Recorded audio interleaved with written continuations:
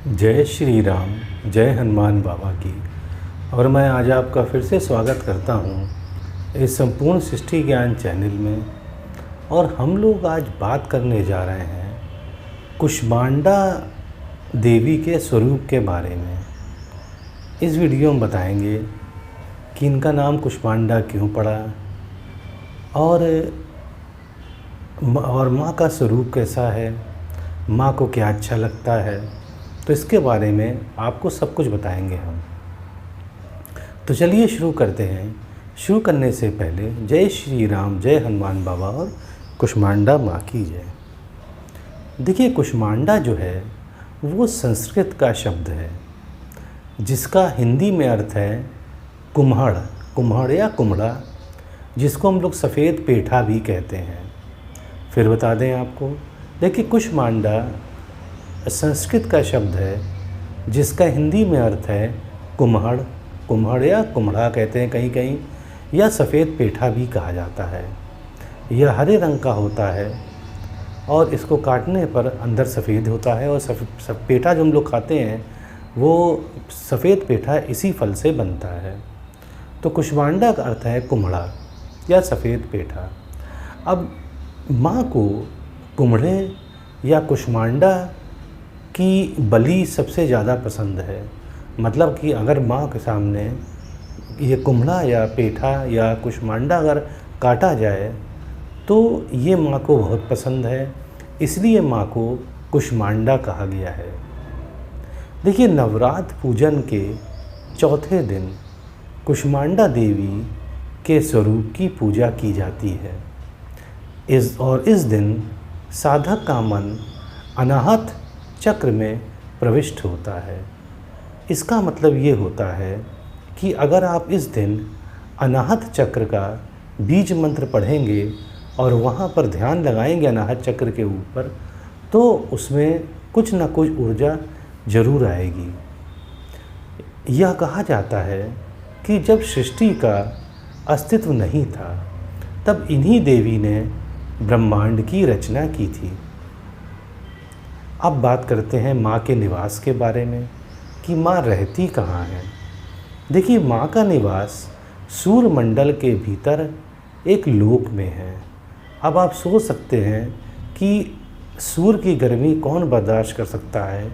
ये माँ एक ऐसी हैं जो सूर्यमंडल के अंदर लोक में रहती हैं।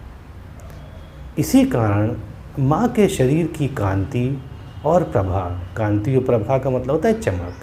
तो माँ के जो शरीर की चमक है वो प्रभा है, वो सूर्य के समान है और वो दैदीप्यमान है। अब बताते हैं कि माँ की भुजाएं कितनी हैं। देखिए, माँ की 8 भुजाएं हैं, इसलिए माँ को अष्टभुजा देवी भी कहा जाता है। और क्या क्या है माँ के हाथों में? माँ के पहले हाथ में कमंडल है, दूसरे हाथ में धनुष है, तीसरे हाथ में बाण है, चौथे हाथ में कमल है, पांचवें हाथ में अमृत से भरा कलश है, छठे में चक्र है, सातवें में गदा है और आठवें में जप करने की माला है।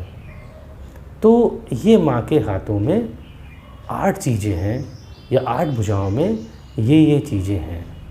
तो कुष्मांडा माँ, जैसा बताया हमने कि माँ को चूँकि कुष्मांडा या कुम्हड़ या सफ़ेद पेठा बहुत पसंद है और माँ को उसी की बलि पसंद है, इसलिए माँ को कुष्मांडा भी कहा गया है। देखिए, और भी इसके बारे में नए नए विचार हैं, जो विचार लोग बताते हैं वो भी मैंने व्यक्त करूँगा अभी। तो चलिए आगे चलते हैं और बताते हैं आपको। माँ का वाहन सिंह है, मतलब माँ को शेर की सवारी बहुत पसंद है। माँ की उपासना से भक्तों के समस्त रोग एवं शोक मिट जाते हैं। अगर कोई माँ की पूजा करता है, इस स्वरूप की मतलब कुष्मांडा स्वरूप की अगर कोई भक्त पूजा करता है, तो उसके अगर कोई रोग है, आदि व्याधि है, शोक है, वो सब खत्म हो जाएंगे। माँ की भक्ति से आयु, यश, बल और आरोग्य की वृद्धि होती है। अब देखिए, माँ का स्वरूप ऐसा है कि माँ हमेशा हल्के हल्के हंसती है।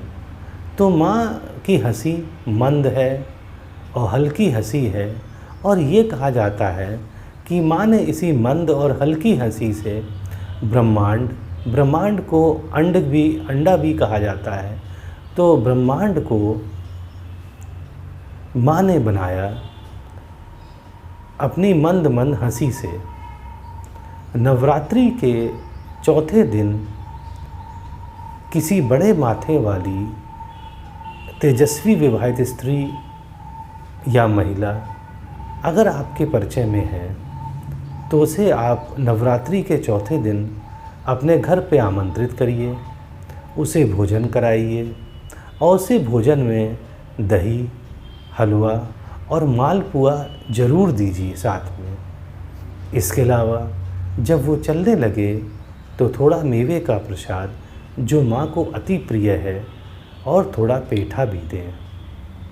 अब जैसा हमने बताया आपको कि माँ को मालपुए बहुत पसंद है, तो इसीलिए नवरात्रि के चौथे दिन माँ को मालपुए का भोग ज़रूर लगाया जाता है।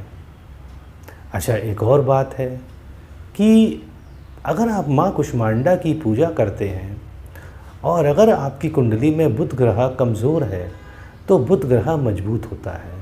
मतलब ये है कि अगर बुध ग्रह की कोई समस्या है, तो आप जो है बुध ग्रह का आप बीज मंत्र पढ़ें और साथ में गणेश भगवान या कुष्मांडा माँ की पूजा ज़रूर करें। देखिए, बुध ग्रह का बीज मंत्र है ओम ब्राम ब्रीम ब्रौम सह बुद्धाय नमः। तो ये मंत्र पढ़ के आप भगवान गणेश और कुष्मांडा माँ की ज़रूर पूजा करें। अब देखिए, पूजा कैसे करें। माँ कुष्मांडा के बहुत सारे मंत्र हैं, उसको आप कोई छोटा मंत्र ढूंढ लें और उसको जपें। और भगवान श्री गणेश का तो एक मंत्र अच्छा है, ओम गम गणपते नमः, उसको भी आप पढ़ सकते हैं। माँ को चमेली का फूल बहुत पसंद है। इसके अलावा अगर कोई भी पीले रंग का फूल आपको मिलता है तो ज़रूर चढ़ाएं, क्योंकि माँ को पीले रंग के फूल भी अत्यधिक पसंद है। अब देखिए, हम लोग आते हैं कि जब सृष्टि नहीं थी तो क्या था। देखिए, जब सृष्टि नहीं थी तो चारों तरफ अंधकार ही अंधकार फैला था। तब कुष्मांडा माँ ने अपनी मंद हंसी से, मतलब अपनी हल्के हल्के हंस के इस ब्रह्मांड की रचना की। इसीलिए माँ को इस सृष्टि का आदि स्वरूप या आदि शक्ति कहा गया है। तो चूँकि माँ ने ब्रह्मांड की रचना की थी, इसीलिए माँ को आदि शक्ति भी कहा गया है। तो देखिए, हमने आपको बताया कि माँ को क्या पसंद है, बताया कि माँ को मालपुए बहुत पसंद है। इसके अलावा माँ को कुष्मांडा मतलब कुम्हाड़ या सफ़ेद पेठा भी बहुत पसंद है। और अगर आप सफ़ेद पेठा माँ के सामने अगर काटते हैं, तो ये एक बली हुई, जैसे नींबू काटा जाता है वैसे जो कुम्हाड़ या पेठा भी, सफ़ेद पेठा भी काटा जाता है, तो इससे माँ को बहुत खुशी मिलती है, क्योंकि माँ को कुम्हाड़ या सफ़ेद पेठा अत्यंत पसंद है। और माँ की जो हल्की हल्की हंसी है वो सबसे मनभावन होती है। और माँ को अगर घर में मालपुए जब भी बनाएं, तो कुष्मांडा माँ को आप भोग ज़रूर लगाएं, क्योंकि माँ को मालपुए बहुत पसंद है। और हमने ये भी बताया कि चूँकि माँ ने ब्रह्मांड को बनाया था, ब्रह्मांड को अंड भी कहा जाता है, उनको बनाया था, तो कुछ लोग कहते हैं इसी कारण माँ का नाम कुष्मांडा पड़ा। तो हमने आपको आज हर चीज़ बताई पर संक्षेप में, और आशा करते हूँ कि आपको अच्छा लगा होगा। अच्छा लगता है तो सब्सक्राइब करिएगा। तो अब मुझे आज्ञा दें। जय श्री राम, जय हनुमान बाबा और कुष्मांडा माँ की जय।